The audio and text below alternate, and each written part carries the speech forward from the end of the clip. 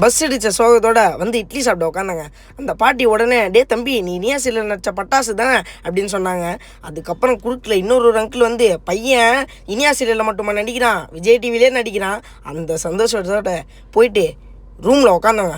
ரூமில் வந்த உடனே நம்ம ட்ரம்ப் வராரு. இந்த ஆள் நம்மளை எங்கே போனாலும் விட மாட்டார் போல இருக்கு. அதே சோகத்தோட காரில் இறங்குங்க.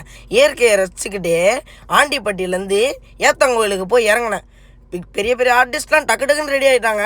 அவங்களோட சேர்ந்து நானும் ஷூட்டிங்கை முடிச்சுட்டு சென்னைக்கு பஸ் இல்லைன்ட்டாங்கங்க.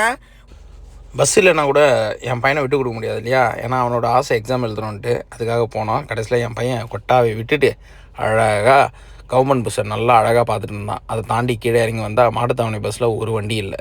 அந்த வண்டியெல்லாம் தாண்டி என் பிள்ளைக்காக வந்த வண்டி SBM தான். ஆனால் சரமாக வந்து அழகாக தூங்க விட்டு கூப்பிட்டு வந்தாங்க. அந்த ஆள் நல்ல மனசுக்காகவே நல்லா சிறப்பாக எக்ஸாம் முடிச்சுட்டு என் பையன் வந்து இன்றைக்கி சென்னை சேஃபாக வந்து அடைஞ்சிருக்கான்.